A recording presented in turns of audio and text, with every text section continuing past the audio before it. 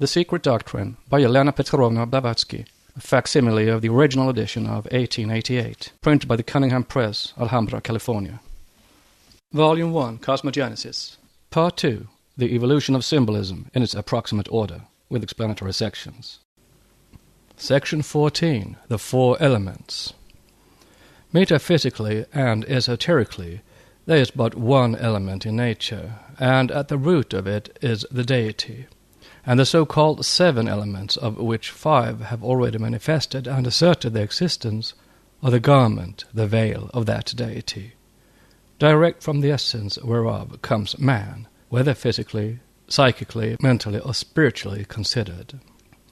4 elements only are generally spoken of in late antiquity, 5 admitted only in philosophy, for the body of ether is not fully manifested yet, and its noumenon is still the omnipotent Father, Aether, the synthesis of the rest. But what are these elements whose compound bodies have now been discovered by chemistry and physics to contain numberless sub-elements, even the 60 or 70 of which no longer embrace the whole number suspected? Vide addenda, sections 11 and 12, quotations from Mr. Crookes' lectures. Let us follow their evolution from the historical beginnings at any rate. The 4 elements were fully characterized by Plato when he said that they were that which composes and decomposes the compound bodies. Hence cosmolatry was never, even in its worst aspect, the fetishism which adores or worships the passive external form and matter of any object, but looked ever to the noumenon therein. Fire, air, water, earth were but the visible garb, the symbols of the informing, invisible souls of spirits, the cosmic gods to whom worship was offered by the ignorant and simple, respectful recognition by the wiser. In their turn, the phenomenal subdivisions of the noumenal elements were informed by the elementals, so-called, the nature spirits of lower grades. In the Theogony of Muscus, we find ether first, and then the air, the 2 principles from which Ulum, the intelligible, Nuetos, God, the visible universe of matter, is born. Note: Movers, Phoenizer, 282. End of note. In the Orphic hymns, the Eros Phanes evolves from the spiritual egg, which the ethereal winds impregnate, wind being the spirit of God, who is said to move in aether, brooding over the chaos, the divine idea. In the Hindu Katakupanishad, Purusha, the divine spirit, already stands before the original matter, from whose union springs the great soul of the world. Maha equals Atma, Brahm, the spirit of life, these latter appellations being again identical with the universal soul, or anima mundi, the astral light of the theurgists and Kabbalists, being its last and lowest division. Note: see Weber, Academian Foles, pages 213, 214, etc. End of note.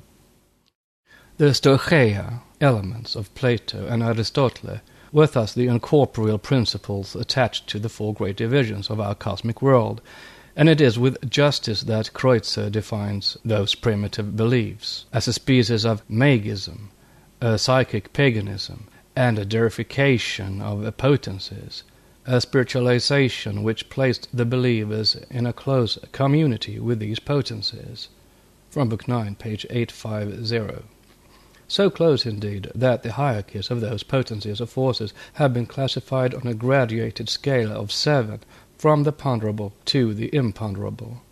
They are septenary, not as an artificial aid to facilitate their comprehension, but in their real cosmic gradation, from their chemical or physical to their purely spiritual composition. Gods with the ignorant masses, gods independent and supreme, demons with the fanatics, who, intellectual as they often may be, are unable to understand the spirit of the philosophical sentence in pluribus unum. With the Hermetic philosopher, they are forces relatively blind or intelligent, according to which of the principles in them he deals with. It required long millenniums before they found themselves in our cultured age finally degraded into simple chemical elements. At any rate, good Christians, and especially the biblical Protestants, ought to show more reverence for the four elements if they would show any for Moses. For the Bible manifests the consideration and mystic significance in which they were held by the Jewish lawgiver on every page of the Pentateuch. The tent, which contained the Holy of Holies, was a cosmic symbol, sacred in one of its meanings, to the elements, the four cardinal points, and ether.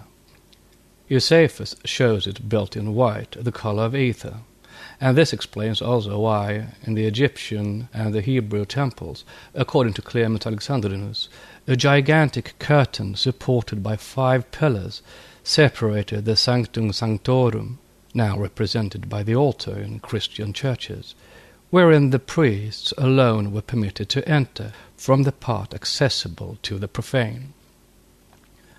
By its 4 colors the curtain symbolized the 4 principal elements, and signified the knowledge of the divine that the 5 senses of men can enable man to acquire with the help of the 4 elements. See Stromata, Book 1, Chapter 5, Section 6. In Corey's ancient fragments, one of the Chaldean oracles expresses ideas about the elements and ether in language singularly like that of the unseen universe, written by 2 eminent scientists of our day. Now a quote from Isis Unveiled. It states that from ether have come all things, and to it all will return, that the images of all things are indelibly impressed upon it, and that it is the storehouse of the germs or of the remains of all visible forms, and even ideas. It appears as if this case strangely corroborates our assertion that whatever discoveries may be made in our days will be found to have been anticipated by many 1,000 years by our simple-minded ancestors. From Isis Unveiled. Whence came the 4 elements and the malachim of the Hebrews? They have been made to emerge by a theological sleight of hand on the part of the rabbins and the later fathers of the Church into Jehovah, but their origin is identical with that of the cosmic gods of all other nations. Their symbols, whether born on the shores of the Oxus, on the burning sands of Upper Egypt, or in the wild forests, weird and glacial, which covers the slopes and peaks of the sacred snowy mountains of Thessaly, or again in the pampas of America, their symbols, we repeat, when traced to their source, are ever one and the same. Whether Egyptian or Pelasgian, Aryan or Semitic, the genius loci, the local god, embraced in its unity all nature, but not especially the 4 elements any more than one of their creations, such as trees, rivers, mountains, or stars. The genius loci, a very late afterthought of the last sub-races of the 5th root race, when the primitive and grandiose meaning had become nearly lost, was ever the representative in his accumulated titles of all his colleagues. It was the god of fire, symbolized by thunder, as Jove or Agni, the god of water, symbolized by the fluvial bull or some sacred river or fountain, as Varunya, Neptune, etc., the god of air, manifesting in the hurricane and tempest, as Vayu and Indra, and the god of spirit of the earth, who appeared in earthquakes, like Pluto, Yama, and so many others. These were the cosmic gods, ever synthesizing all in one as found in every cosmogony or mythology. Thus the Greeks had their Dodonian Jupiter, who included in himself the 4 elements and the 4 cardinal points, and who was recognized therefore in all Rome under the pantheistic title of Jupiter Mundus, and who now in modern Rome has become the Deus Mundus, the one mundane god who is made to swallow all other, in the latest theology, by the arbitrary decision of his special ministers. As gods of fire, air, water, they were celestial gods. As gods of the lower region, they were infernal deities, the latter adjective applying simply to the earth. They were spirits of the earth under their respective names of Yama, Pluto, Osiris, the lord of the lower kingdoms, etc., etc., and their tellurial character proves it sufficiently. Note: the Gehenna of the Bible was a valley near Jerusalem, where the monotheistic Jews emulated their children to Moloch, if the prophet Jeremiah is to be believed on his word. The Scandinavian Hel, or Hela, was a frigid region, again Kamaloka, and in the Egyptian Amenti a place of purification. See Isis Unveiled, Volume 2, page 11. End of note. The ancients knew of no worse abode after death than the Kamaloka, the limbus on this earth. If it is argued that the Dodonian Jupiter was identified with Adonis, the king of the subterranean world, and Dis, or the Roman Pluto and the Dionysius, Ctonios, the subterranean wherein, according to Kreutzer, Book 1, Volume 6, Chapter 1, oracles were rendered, then it will become the pleasure of the occultists to prove that both Adonis and Dionysius are the basis of Adonai or Jurbo Adonai, as Jehovah is called in Codex Nazareus. Thou shalt not worship the sun, who is named Adonai, whose name is also Kadush and El, from Codex Nazareus 1:47. See also Psalm 89, verse 18, and also Lord Bacchus. Baal-Adonis of the Sods, or mysteries of the pre-Babylonian Jews, became Adonai by the Masorah, the later voweled Jehovah. Hence the Roman Catholics are right. All these Jupiters are of the same family, but Jehovah has to be included therein to make it complete. Jupiter Aereus or Pan, the Jupiter Ammon, and the Jupiter Belmoloch are all correlations and one with Jurbo Adonai, because they are all one cosmic nature. It is that nature and power which create the specific terrestrial symbol, and the physical and material fabric of the latter which proves the energy manifesting through it as extrinsic. For primitive religion was something better than a simple preoccupation about physical phenomena, as remarked by Schelling, and principles more elevated than we modern Sadducees know of were hidden under the transparent veil of such merely natural divinities as thunder, the winds, and rain. The ancients knew and could distinguish the corporeal from the spiritual elements in the forces of nature. The fourfold Jupiter, as the four-faced Brahma, the aerial, the fulgurant, the terrestrial, and the marine god, the lord and master of the four elements, may stand as a representative for the great cosmic gods of every nation. While passing power over the fire to Hephaestus Vulcan, over the sea to Poseidon Neptune, and over the earth to Pluto Adonis, the aerial Jove was all these, for Aether from the first had pre-eminence over and was the synthesis of all the elements. Tradition points to a grotto, a vast cave in the deserts of Central Asia, wherein light pours through its four seemingly natural apertures of clefts placed crossways at the four cardinal points of the place. From noon till an hour before sunset, that light streams in, of four different colors, as averred red, blue, orange, gold, and white, owing to some either natural or artificially prepared conditions of vegetation and soil. The light converges in the center around a pillar of white marble with a globe upon it, which represents our earth. It is named the Grotto of Zarathustra. When included under the arts and sciences of the fourth race, the Atlanteans, the phenomenal manifestation of the four elements justly attributed by the believers in cosmic gods to the intelligent interference of the latter, assumed a scientific character. The magic of the ancient priests consisted in those days in addressing their gods in their own language. The speech of the men of the earth cannot reach the lords. Each must be addressed in the language of his respective element, is a sentence which will be shown pregnant with meaning. The Book of Rules cited adds an explanation of the nature of that element language. It is composed of sounds, not words, of sounds, numbers, and figures. He who knows how to blend the three will call forth the response of the superintending power, the regent god of the specific element needed. Thus this language is that of incantations, of mantras, as they are called in India, sound being the most potent and effectual magic agent, and the first of the keys which opens the door of communication between mortals and the immortals. He who believes in the words and teachings of St. Paul has no right to pick out from the latter those sentences only that he chooses to accept, to the rejection of others. And St. Paul teaches most undeniably the existence of cosmic gods and their presence among us. Paganism preached a dual and simultaneous evolution. Creation, spiritualem ac mundanum, as the Roman Church has it, ages before the advent of the Roman Church. Exoteric phraseology has changed little with respect to divine hierarchies since the most palmy days of paganism or idolatry. Names alone have changed, along with claims which have now become false pretenses.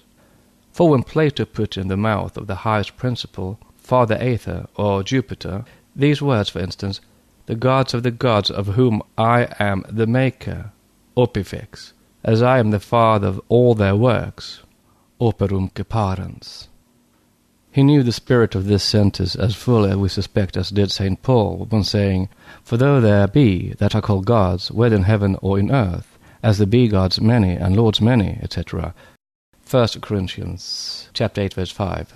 Note, we cannot be taken to task by the Protestants for interpreting the verse from the Corinthians as we do, for if the translation in the English Bible is made ambiguous, it is not so in the original text, and the Roman Catholic Church accepts the words of the Apostle in their true sense.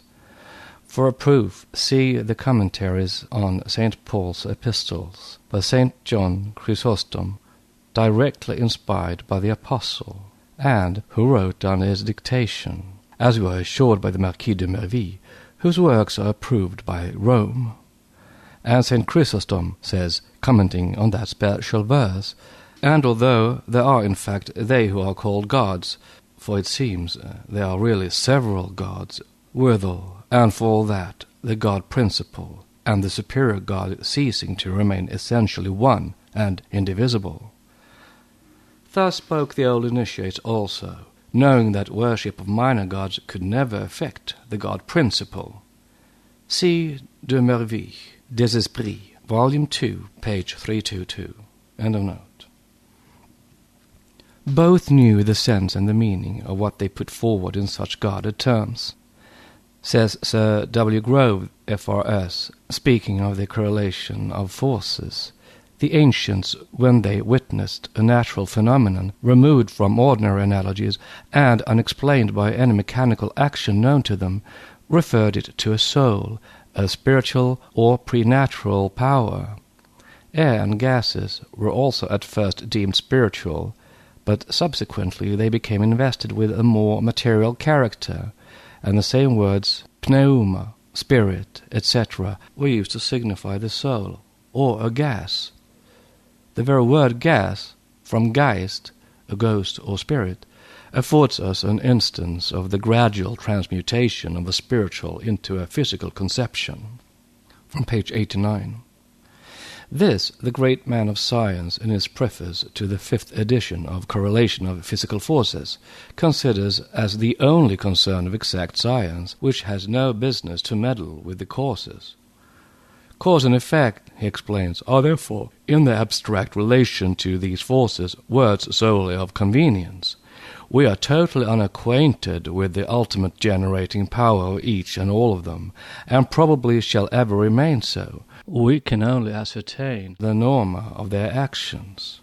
We must humbly refer their causation to one omnipresent influence, and content ourselves with studying their effects and developing, by experiment, their mutual relations. Page 14. This policy once accepted, and the system virtually admitted in the above-quoted words, namely the spirituality of the ultimate generating power, it would be more than illogical to refuse to recognize this quality which is inherent in the material elements, or rather in their compounds, as present in the fire, air, water, or earth. The ancients knew these powers so well that, while concealing their true nature under various allegories for the benefit or to the detriment of the uneducated rabble, they never departed from the multiple object in view while inverting them.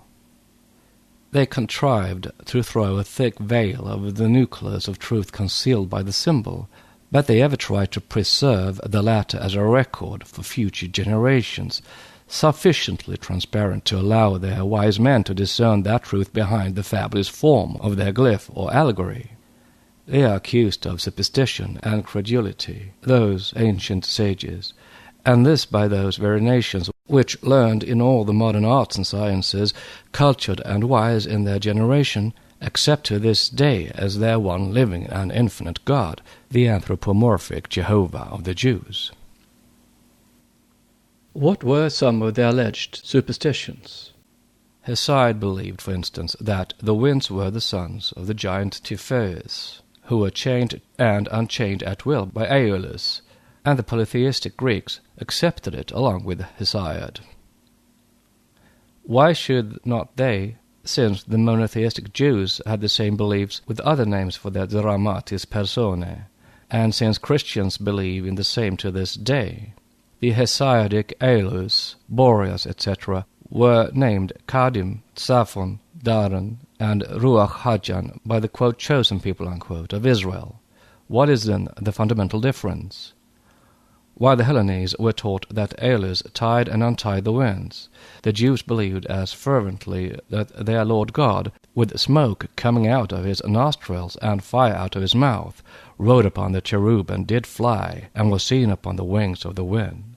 2 Samuel 22, 9 and 11. The expressions of the two nations are either both figures of speech, or both superstitions. We think they are neither, but only arise from a keen sense of oneness with nature and a perception of the mysterious and the intelligent behind every natural phenomenon, which the moderns no longer possess. Nor was it superstitious in the Greek pagans to listen to the oracle of Delphi when at the approach of the fleet of Circe that oracle advised them to sacrifice to the winds, if the same has to be regarded as divine worship in the Israelites, who sacrificed as often to the wind and fire, especially to the latter element. Do they not say that their God is a consuming fire? Deuteronomy 4, verse 24, who appeared generally as fire, and encompassed by fire, and did not Elias seek for him, the Lord, in the great strong wind and in the earthquake? Do not the Christians repeat the same after them? Do not they, moreover, sacrifice to this day to the same God of wind and water? They do, because special prayers for rain, dry weather, trade winds, and the calming of storms on the seas exist to this hour in the prayer books of the three Christian churches, and the several hundred sects of the Protestant religion offer them to their God upon every threat of calamity. The fact that they are no more answered by Jehovah than they were probably by Jupiter Pluvius does not alter the fact of these prayers being addressed to the power of powers supposed to rule over the elements, or of these powers being identical in paganism and Christianity. Or have we to believe that such prayers are crass idolatry and absurd superstition only when addressed by a pagan to his idol, and that the same superstition is suddenly transformed into praiseworthy piety and religion whenever the name of the celestial addressee is changed? But the tree is known by its fruit, and the fruit of the Christian tree being no better than that of the tree of paganism, why should the former command more reverence than the latter? Thus, when we are told by the Chevalier Drac, a converted Jew, and the Marquis de Merville, a Roman Catholic fanatic of the French aristocracy, that in Hebrew lightning is a synonym of fury and is always handled by an evil spirit, that Jupiter Fulgur or Fulgurans is also called by the Christian Eliseus and denounced as the soul of lightning, the demon, we have either to apply the same explanation and definitions to the Lord God of Israel under the same circumstances, or renounce our right of abusing the gods and creeds of other nations. Note on its daemon, Cosmolatry, page 415. The foregoing statements, emanating as they do from the two ardent and learned Roman Catholics, are, to say the least, dangerous in the presence of the Bible and its prophets. Indeed, if Jupiter, the chief daemon of the pagan Greeks, hurled his deadly thunderbolts and lightnings at those who excited his wrath, so did the Lord God of Abraham and Jacob. We find in the second book of Samuel that the Lord thundered from heaven, and the Most High uttered his voice, and he sent out arrows, thunderbolts, and scattered them, Saul's armies, with lightning, and discomfited them. In chapter 22, verse 14 and 15. The Athenians are accused of having sacrificed to Boreas, and this, quote, demon, unquote, is charged with having submerged and wrecked 400 ships of the Persian fleet on the rocks of Mount Pelion, and of having become so furious that all the magi of Xerxes could hardly counteract it by offering contra-sacrifices to Thetis. From Herodotus, Polymander 190.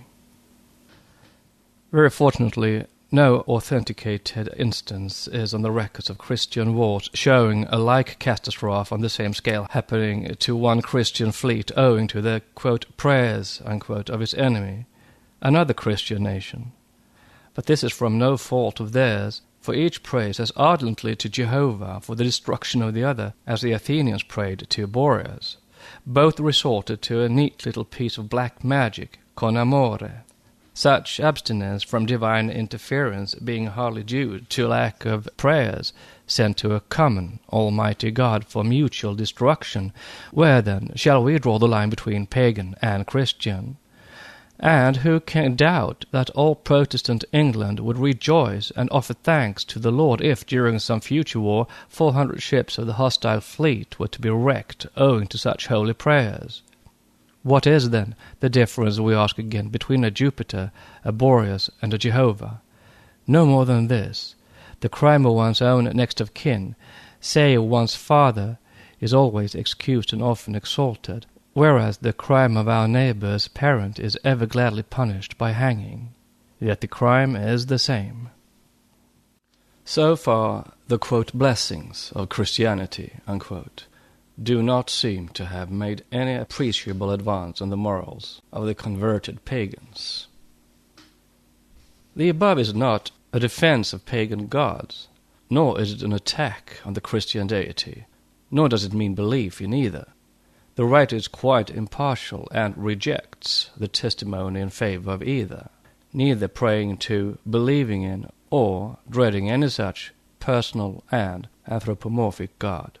The parallels are brought forward simply as one more curious exhibition of the illogical and blind fanaticism of the civilized theologian. For, so far, there is not a very great difference between the two beliefs, and there is none in their respective effects upon morality or spiritual nature.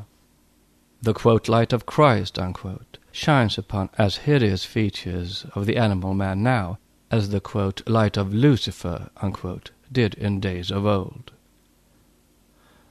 Quote, those unfortunate heathens, in their superstition, regard even the elements as something that has comprehension. They still have faith in their idol vine, the god, or rather demon, of the wind and air. They firmly believe in the efficacy of their prayers, and in the powers of their Brahmins over the winds and storms, unquote. From the missionary Lavoisier of Cochin in the Journal des Colonies. In reply to this, we may quote from Luke 8, verse 24. And he, Jesus, arose and rebuked the wind and the raging of the water, and they ceased, and there was a calm. And here is another quotation from a prayer book. O Virgin of the Sea, blessed Mother and Lady of the Waters, stay thy waves, etc., etc.